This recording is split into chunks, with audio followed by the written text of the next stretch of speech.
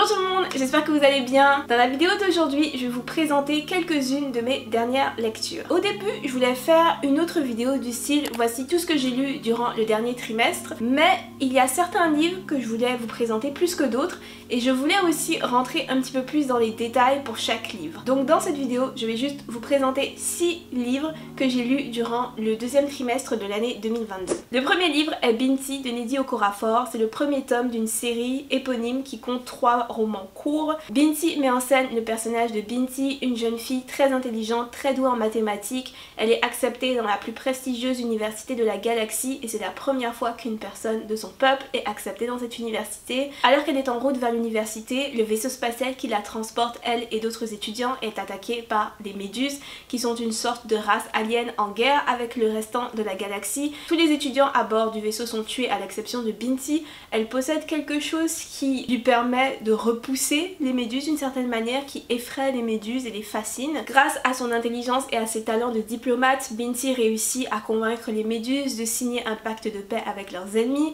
En échange, les méduses lui offrent un cadeau qui va complètement changer sa vie. Alors Binti, c'est un roman vraiment intriguant et assez imprévisible. Pas une seule fois durant ma lecture, je n'ai réussi à prévoir ce qui allait se passer ensuite. Les thèmes explorés dans ce roman, tels que l'aliénation culturelle et le déracinement, sont des thèmes importants et j'ai aimé les voir abordés de cette manière à travers le prisme d'une aventure SF. Binti est un personnage attachant, traumatisé au début de l'histoire par l'attaque des méduses. Elle passe tout le livre à apprendre à surmonter ce traumatisme et j'ai trouvé que c'était assez rafraîchissant parce que dans la SFF, on est souvent habitué à des héros qui enchaînent les situations traumatisantes sans jamais sembler perturbés plus que ça. C'est aussi un aspect de la SFF que j'aime, mais les romans du style de Binti où le personnage apprend à surmonter son traumatisme lentement, petit à petit, sont aussi rafraîchissants et un petit peu plus réalistes. J'ai aimé aussi comment une grande partie de l'histoire se construit autour de la relation que Binti a avec ses cheveux. La culture de Binti est fortement inspirée par celle du peuple Himba, donc elle a de longues locks qu'elle enduit de terre rouge pour les protéger des éléments et aussi pour les nourrir. Donc les locks de Binti, la terre qu'elle utilise pour les entretenir et ce que tout cela représente dans sa culture, ce sont des aspects très importants de l'histoire. Malheureusement, malgré tous ces aspects positifs, Binti a quand même été une lecture un petit peu pénible pour moi. J'ai trouvé qu'il ne se passait pas grand chose dans l'histoire, donc je me suis un petit peu ennuyée et il y a certaines choses à la fin du livre, j'ai l'impression qu'il y avait beaucoup d'éléments en fait qui arrivaient un peu comme des cheveux sur la soupe. Du coup Binti, c'était pas vraiment un livre pour moi, je pense, et je ne vais pas insister en lisant le reste de la série. Passons maintenant au deuxième livre, Le Chant des Sans-Repos de Roseanne et Brown. C'est le premier livre de l'autrice, c'est aussi le premier tome d'une série dont le deuxième tome est sorti l'année dernière dans sa version originale. Le Chant des Sans-Repos reprend apparemment plusieurs éléments de la culture ghanéenne de l'autrice dans la construction de l'univers et dans la construction du système magique. On suit deux personnages, Malik et Karina. Malik et ses deux sœurs se rendent à Ziran, une cité-état prospère où ils espèrent construire une nouvelle vie et fuir la guerre et la famine qui ravagent leur pays d'origine. Ils arrivent à Ziran quelques jours avant le début de Solstasia, le plus grand festival de la ville, mais alors qu'ils pénètrent dans l'enceinte de la cité, l'une des sœurs de Ziran se fait kidnapper par un démon. Pour sauver sa sœur, Ziran fait un pacte avec ce démon. En échange de la vie de sa sœur, il promet qu'il assassinera la princesse de Ziran avant la fin du festival de Solstasia. Karina est quant à elle la princesse de Ziran. Elle rêve de fuir Ziran, elle rêve d'échapper à ses devoirs, mais un jour, sa mère est assassinée devant ses yeux, ce qui bouleverse complètement son existence. Elle décide alors de tout faire pour ramener sa mère à la vie, mais pour cela elle aura besoin du cœur d'un roi. Le Chant des Sans-Repos a une prémisse qui m'a tout de suite intéressée, deux personnages qui doivent s'assassiner l'un l'autre secrètement afin de ramener à la vie ou de sauver une personne qui leur est chère. Je craignais une romance entre Malik et Karina, mais heureusement ou malheureusement, en fait ça dépend de ce que vous recherchez dans un livre, la romance ne prend pas une trop grande place dans l'histoire. L'intrigue est d'ailleurs passionnante, j'ai adoré suivre les fils de l'histoire et essayer de deviner comment ils se connectent les uns les autres. Tout est assez prévisible mais l'histoire est bien ficelée et donc on y croit et on décroche pas avant la fin. J'ai adoré le personnage de Malik qui est un garçon timide, effacé, il souffre d'un trouble panique depuis l'enfance. C'est un personnage en fait qu'on veut voir réussir et donc j'ai vraiment aimé suivre son évolution au cours de l'histoire, voir comment il surmonte ses peurs pour pouvoir atteindre ses objectifs. Je dois vous dire que j'ai passé tout le roman à attendre que Malik tue Karina ou que Karina tue Malik.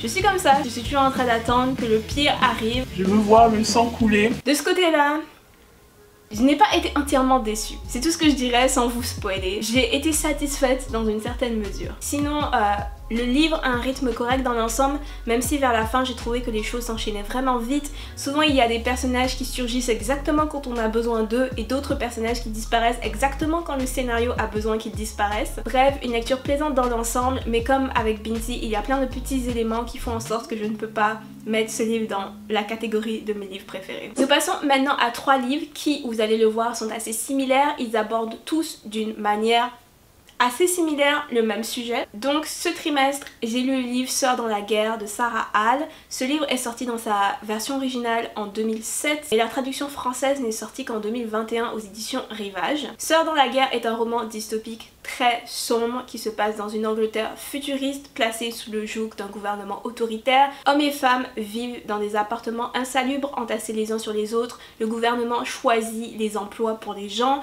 Les naissances sont extrêmement contrôlées. Les femmes notamment sont obligées de porter des stérilés visibles. Sœur, le personnage principal du roman, entend parler d'une communauté de femmes qui vivraient de manière indépendante appelée Caroline. Elle décide donc de quitter sa ville pour rejoindre cette communauté au nord du pays, prenant ainsi le risque de devenir une criminelle et d'être complètement effacée de la société. Ce livre est construit un peu comme une déposition faite devant la justice. Sœur nous raconte son histoire, elle nous raconte comment elle a quitté sa ville, comment elle a rejoint Caroline. Cette structure assez particulière crée un récit à la fois intime et détaché.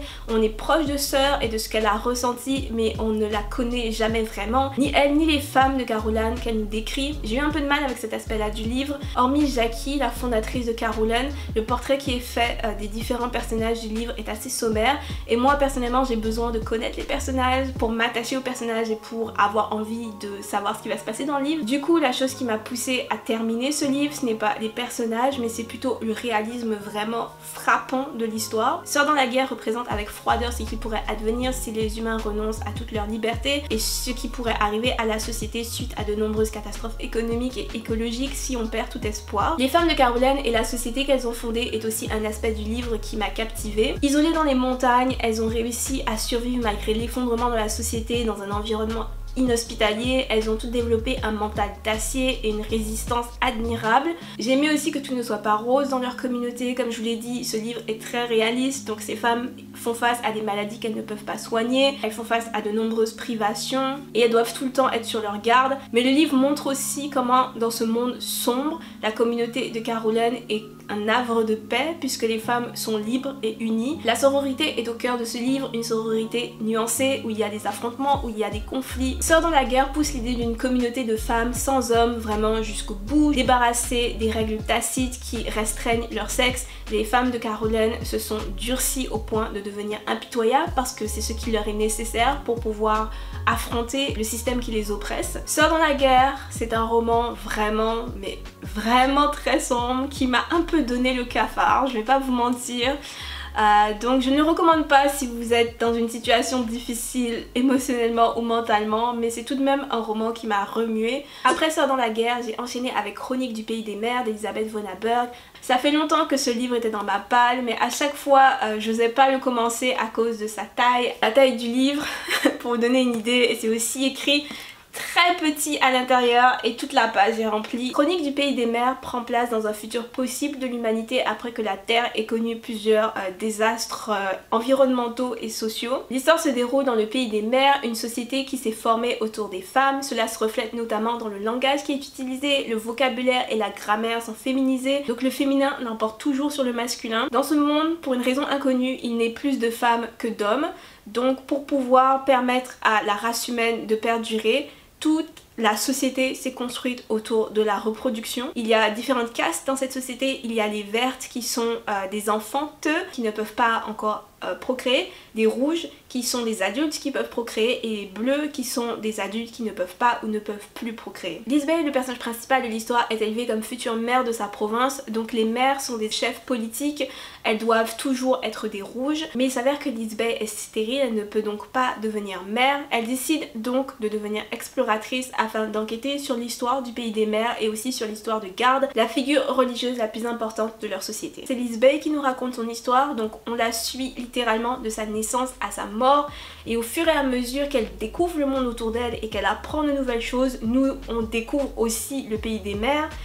Donc les informations sont données au compte-gouttes et il faut être très attentif pour bien comprendre ce qui se passe, notamment en ce qui concerne les relations entre les personnages parce que souvent les choses sont sous-entendues. L'univers du livre est aussi très intéressant, une société matriarcale entièrement axée sur la reproduction où les hommes ont seulement un rôle secondaire, où le vocabulaire est féminisé et où la plus grande figure religieuse est une femme qui est ressuscitée non pas une mais 2 fois. On pourrait penser qu'il s'agit juste d'un reflet inversé de notre société, mais l'accent qui est mis sur la reproduction et le fait que les femmes sont obligées d'enchaîner des grossesses souvent dangereuses et non viables me fait penser que ce serait un peu réducteur de dire que cet univers est juste un reflet inversé des rôles de genre auxquels on est habitué. Ce livre aborde en fait de nombreux sujets, notamment la culture et l'histoire, et donc comment se forme une société et aussi le changement, la remise en question de la culture et de l'histoire et les conséquences de ces remises en question. Ce sont des questions intéressantes amenées par une héroïne que j'ai trouvée très attachante, mais j'ai quand même trouvé ce livre assez ennuyant. J'ai beaucoup aimé la première partie du livre et la fin de la 4e partie du livre, mais le milieu du livre était très difficile à traverser. À plusieurs reprises, j'ai pensé abandonner. Il n'y a pas vraiment d'intrigue, on suit juste Liz Bay dans ses recherches. Les personnages sont intéressants, les liens qui les unissent aussi, mais l'histoire ne s'y intéresse jamais autant que je l'aurais voulu. À la fin du livre, il se passe un petit peu plus de choses et on commence à avoir des réponses à nos questions, mais malheureusement j'ai trouvé que ça rattrapait pas trop la lenteur du milieu. Plein de mystères restent aussi irrésolus à la fin du livre, donc j'ai été un peu frustrée. C'est sans parler du personnage de Kelis. Alors le personnage de Kelis est une femme noire dans l'histoire, la seule vraiment qui est décrite comme noire. Le livre insiste beaucoup sur le fait qu'elle est noire. C'est un personnage très charismatique qui semble toujours en savoir plus que les autres sur ce qui se passe, mais elle est assez mystérieuse, donc elle ne dit pas toujours tout ce qu'elle sait. Je dois vous avouer que sa première description dans le livre m'a rendue mal à l'aise. D'ailleurs, j'ai noté dans le livre ces 2 premières apparitions qui m'ont vraiment marquée. Je vais vous les lire pour que vous puissiez bien comprendre ce que je veux dire. Et c'était aussi sa peau, lisse et fine et noire, vraiment noire. Il y avait toutes les teintes de brun à Béthélie et certaines assez foncées mais rien de tel. Les cheveux étaient noirs aussi, frisés et coupés très court, épousant de près la forme de la tête petite et oblongue à la fois. C'était peut-être ça un mâle, mais non, c'était trop différent. Était-ce même une créature humaine? La description est faite du point de vue de Liz Bay, qui est très jeune à ce moment-là de l'histoire. Elle n'a jamais vu d'homme adulte de sa vie. Et là, subitement, il y a des étrangères qui arrivent chez elle, et donc elle les décrit, elle décrit ce qu'elle voit. Ce qui m'a dérangé dans cette description, c'est que dans cette scène, il y a un personnage qui est un homme adulte. Et à côté, il y a Kelis qui est une femme noire. Et lorsqu'elle voit l'homme adulte, elle dit « Oh, c'est la femme la plus laide qu'elle ait jamais vue ». Mais lorsqu'elle voit Kelis, qui est une femme, elle se demande si ce n'est pas un homme. Et elle dit même « Était-ce même une créature humaine ?» Et ensuite... il y a la 2e description, et la créature noire se déploie alors pour se lever, d'un mouvement fluide, hypnotisant, si grande, si fine, un corps interminable qui glisse souplement dans l'espace intermédiaire pour venir s'agenouiller devant Liz Bay, amenant le visage sombre presque au niveau du sien. Elle ne la touche pas cependant. Ses yeux sont si noirs dans leur blanc si blanc, ses narines un peu entrouvertes comme celles d'une animale flairant le danger, et sa grande bouche aux lèvres épaisses découvre des dents très blanches aussi. Mais c'est un sourire, et sa langue est très rose quand la créature parle enfin. Alors l'utilisation des termes créature et animal pour décrire le personnage de Kelis, ça m'a juste choquée. Donc après avoir lu ça, j'ai pensé à abandonner le livre.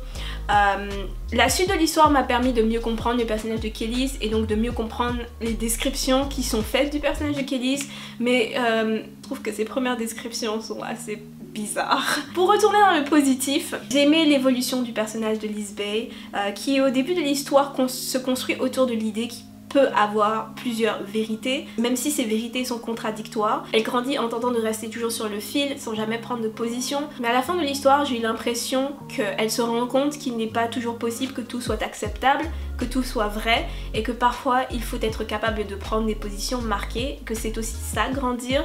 Et c'est une évolution que je n'avais jamais encore vue dans un livre, donc j'avais jamais vu en fait ce thème exploré de cette manière-là, et donc c'est quelque chose que j'ai beaucoup aimé. Pour conclure, Chronique du Pays des Mers est un livre qui aborde des thèmes et des sujets très intéressants et très complexes avec beaucoup d'intelligence et beaucoup de subtilité. C'est un livre que je suis contente d'avoir lu, même si je ne le relirai probablement pas. J'ai ensuite lu Viendra le temps du feu de Wendy Delorme, un livre publié en 2021 aux éditions Cambourakis dans la collection Sorcière. J'ai entendu beaucoup de bien sur ce livre depuis qu'il est sorti et j'avais donc très hâte de le lire, mais j'ai été quand même plutôt déçue par ce livre, beaucoup déçue en fait.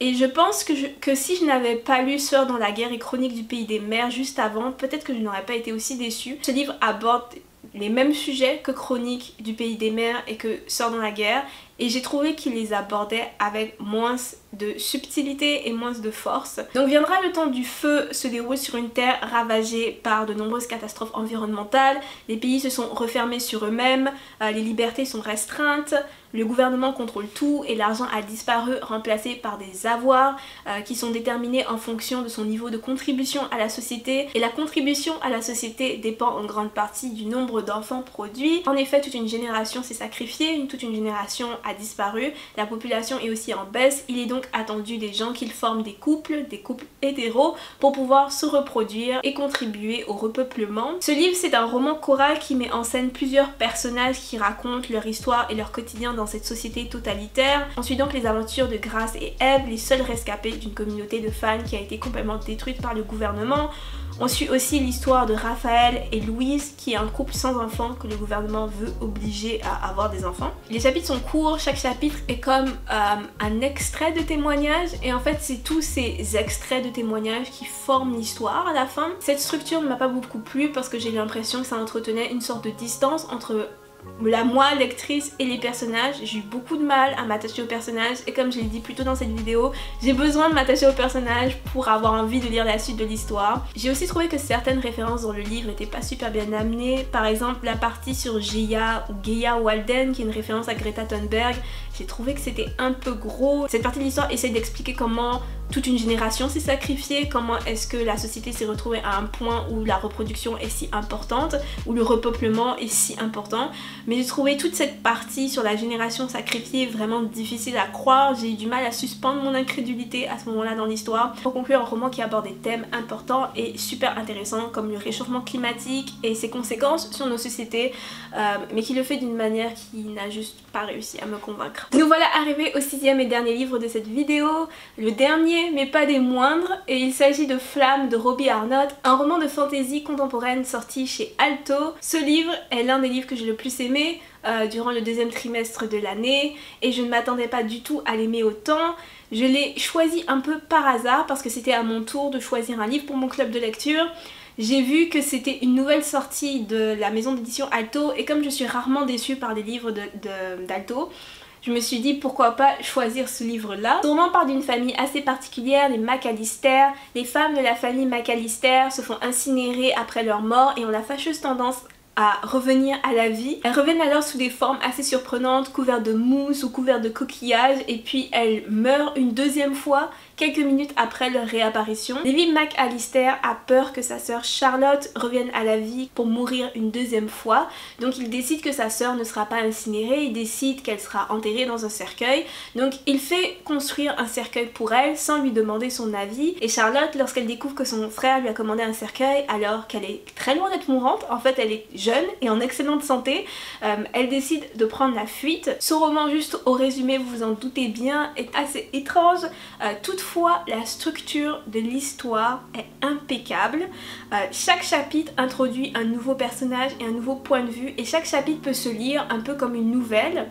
Donc chaque chapitre a un début, un milieu et une fin. Au début, il est difficile de voir comment tous ces différents personnages et toutes ces différentes histoires se connectent les unes aux autres et se connectent à l'histoire des McAllister, mais l'auteur a tissé son intrigue avec énormément de soin parce qu'au fil des pages, on finit par réaliser que tous les personnages sont connectés les uns aux autres et que toutes leurs actions influencent le déroulement de l'intrigue. C'est un récit étrange, burlesque, avec beaucoup de magie et beaucoup d'événements extraordinaires. L'auteur joue autant avec le fond qu'avec la forme, donc il joue avec les points de vue narratifs, il joue avec le style des chapitres, donc certains chapitres sont sous forme épistolaire, mais jamais l'histoire ne devient insensée malgré tous les événements incroyables qui s'y succèdent, parce que comme je l'ai dit tout à l'heure, tout est connecté. À la fin de l'histoire, tous les éléments de l'intrigue qui semblent complètement déconnectés les uns des autres se connectent les uns aux autres et on découvre que toute l'intrigue est soutenue par un thème fort qui est le thème du deuil. Le thème a été approché avec beaucoup d'humour, beaucoup d'adresse, beaucoup d'intelligence. Ce livre, c'était le premier livre écrit par Robbie Arnold. Je pense qu'il en a écrit un deuxième depuis